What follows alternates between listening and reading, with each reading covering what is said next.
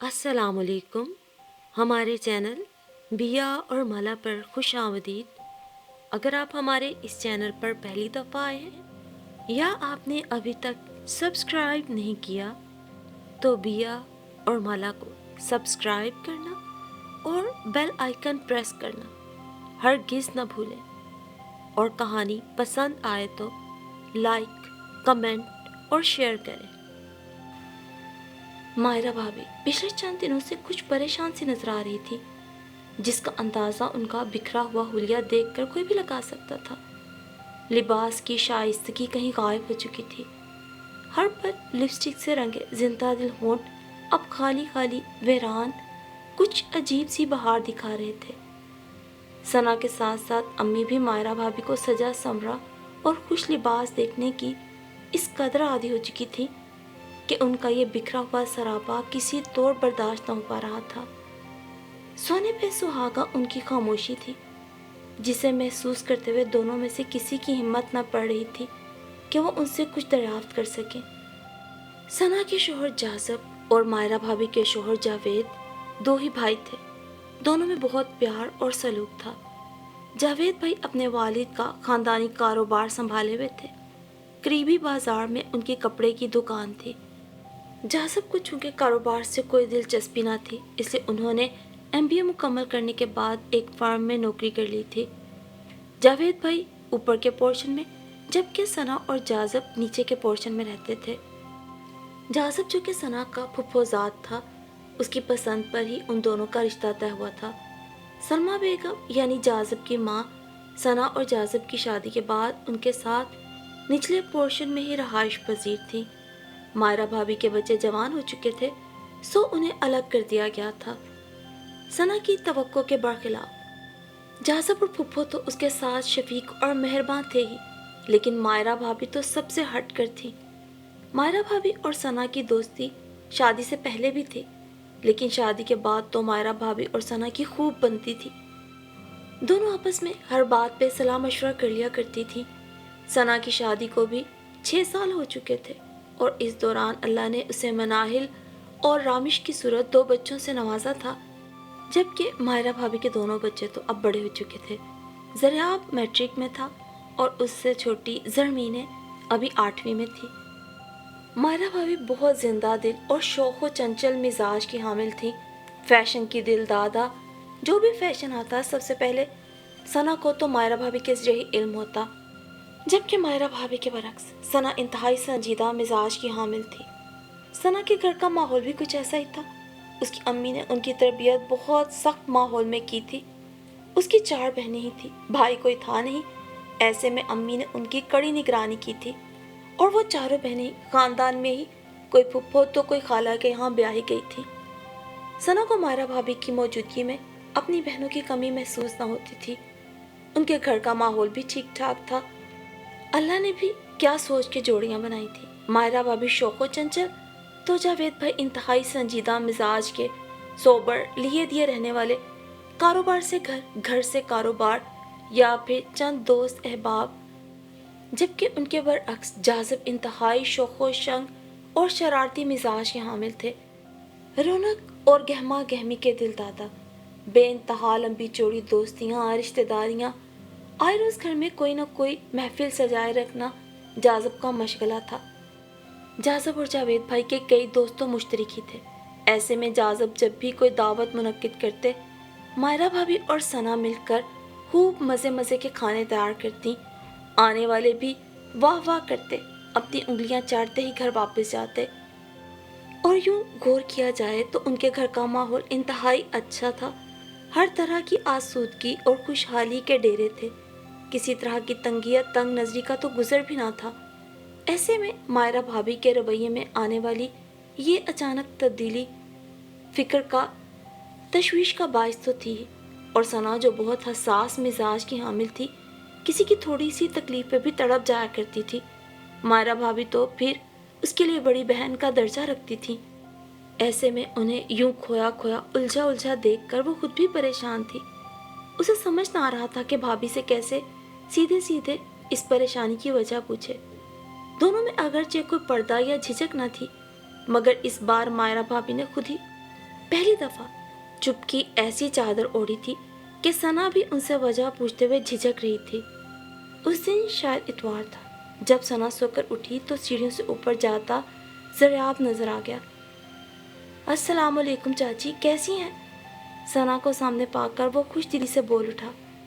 वैसे भी वो एक सुलझा हुआ तमीज़दार बच्चा था जो कभी भी सना या अम्मी को सामने देखकर सलाम करना ना भूलता। वालेकुम सलाम, मैं तो ठीक हूँ, मगर ये बताओ तुम्हारी अम्मी को क्या हुआ है? आजकल कुछ परेशान नजर आ रही हैं, खासी खामोश और उलझी हुई भी हैं कि चाहते हुए भी मैं या अम्मी उनसे कुछ पूछ नहीं पा रहे। जानती थी कि बच्चे से ये सब कुछ पूछना गलत है, मगर क्या करती, बड़ी भाभी की बिखरी हालत ने उसे खासा परेशान कर दिया था। पता नहीं, लेकिन ज़रियाब ऊपर आओ। उसका जुमला दरमियान में ही रह गया और ऊपर से आती बड़ी भाभी की तेज़ आवाज़ ने सना को हकीकी मायनों में शर्मिंदा कर दिया। वो समझ गई कि ऊपर खड़ी मायरा भाभी उसकी वो तमाम गुफ्तगू सुन चुकी हैं जो कुछ देर कबल वो ज़रियाब से कर रही थी। अब खामोशी बेमानी थी। ज़रूरी था ऊपर जाकर भाभी से खुद पूछ लिया जाए। आखिर उन्हें ऐसा क्या हुआ था जो वो अपनी सुध-बुध खोए बैठी थी। और यही सोचकर वो शाम में ऊपर चली आई, जहाँ आज भी भाभी खामोश खामोश सी मलकिचे लिबास में मलबूस नजर आई।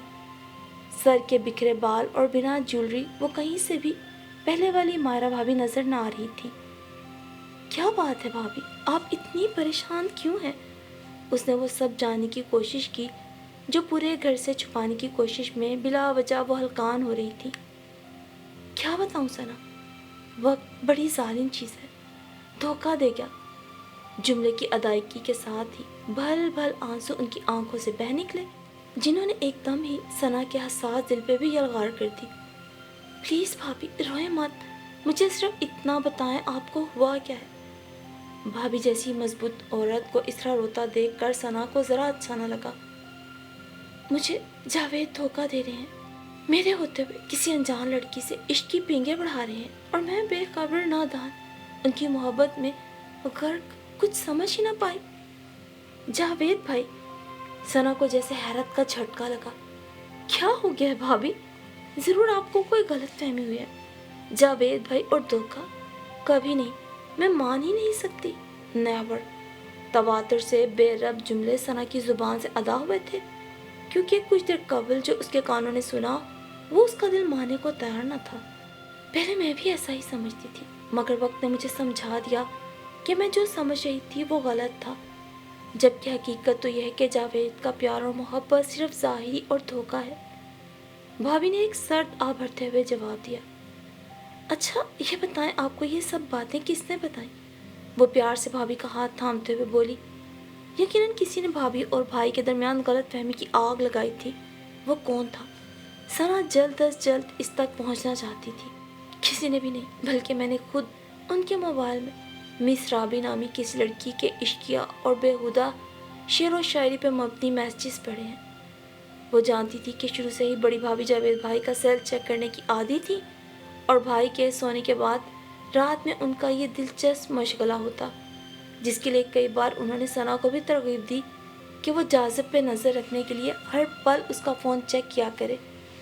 बकौल उनके मर्द कभी भी काबिल एतबार नहीं होता, मगर चूँकि सबकी अपनी अपनी फितरत होती है, इसलिए सना की आदतें भी कुछ अलग थीं।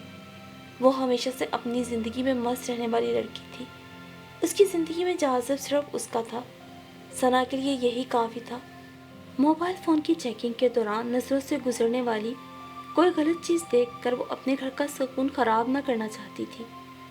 यही वजह थी जो भाभी की बातों के जवाब में बिना कुछ कहे वो सिर्फ मुस्कुरा दिया करती। मगर आज अफसोस हुआ कि काश उसने बड़ी भाभी को पहले ही कभी समझाने की कोशिश की होती कि बिला वजह शोहर की टोर ज़िंदगी को मुश्किल बना देती है, तो शायद ऐसा ना होता। मगर अफसोस अब कुछ नहीं हो सकता था। बड़ी भाभी की पुरतजस्सुस तबीयत उन्हें परेशानी में डाल चुकी थी। आपने जावेद भाई से पूछा कि राबी कौन है? सना ने उन्हें देखते हुए आहिस्ता आवाज़ में सवाल किया। पूछा था, भाभी ने दुपट्टे से अपनी आंखें रगड़ते हुए सिसकी ली। और यकीन जानो, मेरे पूछते ही जावेद को पतंगे लग गए। अल्लाह बचाए, उन्होंने ज़िंदगी में शायद पहली बार मेरी इतनी बेइज्जती की। ایک لڑکی کی اندھی محبت میں میری 15 سالہ خدمات کو فراموش کرتے ہوئے جاوید نے خوب شور شرابہ کیا کہ مجھے رابی کا کس نے بتایا، اور غصے میں بے اختیار میرے منہ سے نکل گیا کہ میں نے ان کے فون میں خود رابی کے میسیجز پڑھے ہیں۔ بس پھر نہ پوچھو کیا ہوا۔ جاوید کا موڈ اس دن سے سخت آف ہے اور وہ مجھ سے بات تک نہیں کر رہے۔ ان کا کہنا ہے کہ میں نے ان کے اعتبار کو دھوکہ دیا۔ انہیں شاید یہ بات سخت بری لگی کہ میں نے ان سے بنا پوچھے ان کا فون چیک کیوں کیا، ساتھ ہی یہ کہ وہ میرے کسی سوال کا جواب دینے کے ذمہ دار نہیں۔ اب بتاؤ بھلا خود ایک غیر لڑکی کے ساتھ عشق کی پینگیں بڑھا کر جو میرے اعتماد کا خون کیا وہ نہیں پتا؟ یہاں میں نے بیوی ہونے کے ناطے ذرا سا فون چیک کر لیا تو محترم کا دماغ ہی آسمان پہ پہنچ گیا۔ جانتی ہو جاوید نے اس دن سے اپنے فون پہ لاک لگا لیا ہے، اور ان کی اس حرکت نے مجھے جو تکلیف دی ہے تم اس کا اندازہ نہیں لگا سکتی۔ اتنا کچھ کہہ کر بھابھی پھر سے رونے لگی۔ پلیز بھابھی اس طرح مت روئیے، مجھے تکلیف ہو رہی ہے، ذرا اچھا نہیں لگ رہا آپ جیسی عورت کو اپنے سامنے اس طرح آنسو بہاتے دیکھنا۔ ثنا نے بھابھی کو گلے لگاتے ہوئے انہیں تسلی دینا چاہی، جبکہ وہ چاہ کر بھی انہیں جاوید بھائی کے سلسلے میں ان کی جانب سے ہونے والی غلطیاں نہ جتا سکی۔ بنا پوچھے کسی کا فون چیک کرنا ہی سب سے بڑی غلطی تھی جو بھابھی سے سرزد ہوئی۔ اس پر اپنی اس غلطی کا اعتراف بنا کسی شرمندگی کے انہوں نے جاوید بھائی کے سامنے بھی کر دیا، جبکہ وہ یہ بھی ماننے کو تیار نہ تھیں کہ چوری چھپے فون کی میموری چیک کرنے کی سنگین غلطی ان سے ہوئی ہے، جس کے باعث وہ اس وقت اتنی پریشانی میں گھری ہوئی تھی کہ اپنا گھر ٹوٹتا نظر آ رہا تھا، اور اسی سوچ نے بھابھی کو نڈال کر رکھا تھا۔ آپ خاموش ہو، میں امی سے بات کرتی ہوں، وہ جاوید بھائی کو سمجھانے کی کوشش کرے۔ جواباً مائرہ بھابھی کی خاموشی اس بات کی دلیل تھی کہ انہیں ثنا کی بات سے کوئی اختلاف نہیں، اور پھر انہیں خاموش کروا کے ثنا نیچے اتر آئی تاکہ امی کے سونے سے قبل ہی وہ اس معاملے کو ان کے سامنے رکھ سکے، کیونکہ وہ دل سے چاہتی تھی کہ جلد از جلد بڑی بھابھی کا مسئلہ حل ہو اور وہ ایک بار پھر سے اپنے پرانے رنگ میں واپس آئیں اور پورے اچھے طرح سے زندگی گزاریں۔ بڑی بھابھی کو بھی یقیناً بہت بڑی غلط فہمی ہوئی ہے۔ میرا بھائی ایسا نہیں ہو سکتا، یار میں اسے بچپن سے جانتا ہوں۔ ثنا کی بات سنتے ہی جاذب ہنستے ہوئے بولا، وہاں ان کی جان پہ بنی ہے اور یہاں آپ کو مذاق سوچ رہا ہے۔ اس موقع پہ جاذب کا ہنسنا ثنا کو ذرا پسند نہ آیا۔ اچھا سوری یار، اب نہیں ہنسوں گا۔ سنجیدہ ہونے کے باوجود جاذب کے چہرے پہ ایک شرارتی مسکراہٹ ناچ رہی تھی۔ جواباً ثنا خاموش رہی۔ اچھا ایک بات بتاؤ، کبھی تم نے چھپ کر میرا فون چیک کرنے کی کوشش نہیں کی کہ میں کسی فردوس خان نامی لڑکی سے بات کر رہا ہوں؟ ثنا جانتی تھی کہ فردوس جاذب کا دوست ہے۔ میرا دماغ نہیں خراب جو بلا وجہ آپ کا فون چیک کر کے اپنی زندگی کی ٹینشن میں اضافہ کر، یعنی بھابھی کی طرح بیل مجھے مار کہتی ہوئی خود ہی مصیبتوں سے ٹکرا جاؤں۔ مجھے اس سب کی کوئی ضرورت نہیں۔ جاذب نے دیکھا ثنا خاصی پریشان سی لگ رہی ہے۔ کمن یار، تم کیوں بلا وجہ بھابھی کی ٹینشن لے رہی ہو؟ آج رات جاوید بھائی گھر آئیں تو ان سے بات کر لیتے ہیں کہ یہ رابی کون محترمہ ہیں جن کی محبت میں وہ ہماری بھابھی صاحبہ کو نظر انداز کر رہے ہیں۔ ہاں، میں نے امی سے بھی کہا ہے کہ وہ رات کو بھائی سے بات کریں، کم از کم انہیں یہ علم ہونا چاہیے کہ اس موقع پر بھابھی تنہا نہیں ہے بلکہ ہم سب ان کے ساتھ ہیں۔ جاذب کو ایک لمحے میں اپنی قوم یاد آ گئی جو ہر سال 14 اگست کے موقع پر ہم ایک ہیں کی تفسیر بن جاتی تھی۔ دل چاہا اس حوالے سے ثنا کو چھیڑے، مگر اس کے خراب موڈ کے پیش نظر خاموش رہا، اور پھر جیسے تیسے دن گزرا۔ رات ہوتے ہی جاوید بھائی جیسے ہی سیڑھیوں پر دکھائی دیے، امی نے جا لیا، اندر آؤ تم، مجھے تم سے کوئی ضروری بات کرنی ہے۔ امی کا بگڑا موڈ انہیں کوئی نئی کہانی سنا رہا تھا، مگر کچھ پوچھے بنا وہ خاموشی سے امی کے ساتھ ساتھ اندر ان کے کمرے میں آ گئے۔ ثنا نے محسوس کیا بھابھی کے ساتھ ساتھ جاوید بھائی بھی خاصے پریشان دکھائی دے رہے ہیں۔ یہ رابی کون ہے؟ بنا کسی تمہید کے امی کی جانب سے آنے والے سوال نے جاوید بھائی کو ہر بات بڑی آسانی سے سمجھا دی۔ آپ کو رابی کا کس نے بتایا؟ سب کچھ جانتے ہوئے بھی وہ شاید امی کی زبانی سچائی سننا چاہتے تھے۔ ظاہر ہے اسی نے بتایا جسے رابی کی وجہ سے تکلیف پہنچی۔ ثنا، امی کی بات سنتے ہی جاوید بھائی ثنا سے مخاطب ہوئے، اوپر سے مائرہ کو نیچے بلا لا، اب جو بات ہوگی وہ اس کی موجودگی میں ہی ہوگی۔ اور پھر کچھ ہی دیر میں مائرہ بھابھی ثنا کی سنگت میں امی کے کمرے میں داخل ہوئی۔ जाजिब ने उन्हें काफ़ी दिनों बाद देखा था और वाकई सना की बात बिल्कुल दुरुस्त थी। भाभी की ज़ाहिरी हालत उनकी अंदरूनी कैफियत की निशानदेही कर रही थी। पहले तो आप ज़रा अपनी बहू से पूछें, इसने किसकी इजाज़त से मेरा फ़ोन चेक किया, उसमें आए मैसेजेस पढ़े, फिर मैं आपकी बात का जवाब ज़रूर दूंगा। चेहरे पे नाराज़गी लिए वो अम्मी से मुखातिब थे। ये बीवी है तुम्हारी और इसका हक है कि ये तुम पे नज़र रखे। बहू की वकालत के लिए अम्मी काफ़ी थी। शोहर होने के नाते मैंने तो आज तक कभी इसका फ़ोन चेक करने की ज़रूरत महसूस नहीं की, तो फिर इसे क्यों ज़रूरत महसूस हुई कि ये मुझ पे नज़र रखे। इसका साफ मतलब ये हुआ कि ये एक बेएतबार औरत है, और जब किसी औरत को अपने शोहर पर एतबार ही ना हो तो मेरा ख्याल है कि उसके साथ रहने का कोई फ़ायदा नहीं।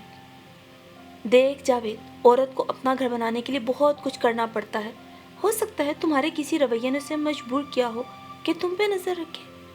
वैसे भी बेटा, मर्द सारा दिन घर से बाहर रहता है तो बीवी चाहती है कि उसे अपने शोहर की हर सरगर्मी का इल्म हो। ये जानते हुए भी कि मायरा भाभी अपनी ही गलती का खुमियाजा भुगत रही हैं, इसके बावजूद अम्मी ने उनका भरपूर दिफा करने की कोशिश की। अम्मी, इसका मतलब तो यह हुआ कि कोई मर्द काबिल एतबार नहीं। तो माफ़ कीजिएगा अम्मी जान, क्या हम पर फ़र्ज़ नहीं कि हम भी अपनी बीवियों की निगरानी करें कि वो हमारी गैर मौजूदगी में कहाँ जाती हैं, कौन उनसे मिलने आता है, वो किसे फ़ोन करती हैं, हमारी दी हुई रकम वो कहाँ खर्च करती हैं, उनके पास मौजूद लिबास और ज्वेलरी कब और कहाँ से ख़रीदी गई है। जावेद भाई के किए गए सवालात ने अम्मी के साथ साथ सना को भी शर्मिंदा कर दिया। जो भी था, जावेद भाई की बातों में सच्चाई थी जो वहाँ मौजूद हर शख्स को नजर आ रही थी। तुम मेरी बातों को यहाँ वहाँ मत घुमा और सीधे स्वभाव ये बताओ कि राबी कौन है और उसका तुमसे क्या ताल्लुक है। जाजिब ने एक नज़र कमरे में मौजूद तमाम ख़वातीन के चेहरे पर डाली और मुस्कुरा दिया। जावेद भाई की ठोस दलीलों ने कमरे में मौजूद तमाम ख़वातीन को लाजवाब कर दिया था। मैं तुम्हारी माँ हूँ और इस नाते मेरा ये जानना फ़र्ज़ है कि वो कौन सी वजूहात हैं जो तुम दोनों मियाँ बीवी के ताल्लुकात को ख़राब करने का सबब बन रही हैं, ताकि मैं उन्हें दूर करने की कोशिश कर सकूं। इससे कबल के जावेद भाई कोई जवाब देते, उनका फ़ोन बज उठा, जिसकी आवाज़ सुनकर मायरा भाभी चौंक गई और एक मायने खेज निगाह सना के चेहरे पर डाली। वो जानती थी कि यह वक्त यकीनन राबी की कॉल का था, क्योंकि इस टाइम अक्सर जावेद भाई छत पे जाके फ़ोन पर गुफ्तगू किया करते थे। एक मिनट यार, तुम ज़रा मेरी अम्मी से बात करो। कोई वजाहत किए बिना उन्होंने फ़ोन अम्मी की जानिब बढ़ा दिया। किसका फ़ोन है? रिसीवर थामते थामते अम्मी ने पूछा। राबी का।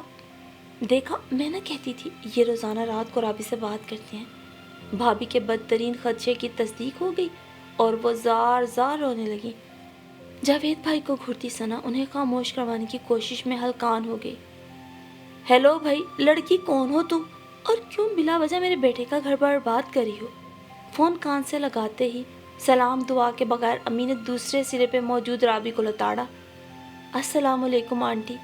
नहायत शाइस्ता अंदाज में किया जाने वाला सलाम यकीनन मर्दाना था। अरे तुम कौन हो भाई? उन्हें लगा दूसरी जानिब शायद राबी का शोहर या भाई हो। रब नवाज उर्फ राबी। रब नवाज? अम्मी बुड़बुड़ाई। जी आंटी, मैं आजकल दुबई में हूँ, वरना बजाते खुद घर आकर इस सारे मसले को हल करता। आप प्लीज़ भाभी को समझाएं कि जावेद नहायत शरीफ आदमी है, उस पर एतबार करना सीखें। मुझे मेरे सारे दोस्त शुरू से ही मजाक में राबी राबी कहते थे और इस बात की तस्दीक आप जाजिब से भी ले सकती हैं। सारी बात सुनकर अम्मी ने मरे मरे हाथों से फ़ोन जावेद भाई की जानिब बढ़ाया और ख़ुद गुस्से से जाजिब की तरफ पलटी। जब तुम जानते थे कि राबी हकीकत में रब नवाज है तो फिर क्यों सारी बात मुझे पहले ना बताई? मैं बिला वजह अपने मासूम और शरीफ बेटे पे शक करती रही। एक पल में ही कमरे की सूरत हाल तब्दील हो गई और अब अम्मी की तोपों का रुख सना और मायरा की जानिब था। बिला सोचे समझे मेरी औलाद पे इल्ज़ाम लगा दिया, हालांकि मैं जानती थी कि मेरी तरबियत इतनी घटिया नहीं हो सकती कि मेरा बेटा अपनी बीवी की मौजूदगी में यहाँ वहाँ मुँह मारे। सना मुँह खोले हैरत से उनकी गुफ्तगू सुन रही थी, जिसमें बड़ी भाभी की मुशाबहत झलक रही थी। उसने भाभी के चेहरे पे एक नज़र डाली जहाँ शर्मिंदगी के साथ साथ इत्मीनान और सुकून मौजूद था। मुझे माफ़ कर दे अम्मी, दरअसल सारी गलती मेरी थी। अम्मी से माफ़ी मांगते हुए वो जावेद भाई को देख के मुस्कुरा दी। उनके चेहरे पे छाई परेशानी कहीं गायब हो चुकी थी। सच है, घर का सुकून मर्द और औरत दोनों की ज़रूरत है अगर समझा जाए तो। और बेवजह की टोक और एक दूसरे पे शक घर के सुकून को बर्बाद कर देता है, जैसे कि आज हमारे घर का सुकून बर्बाद होने जा रहा था।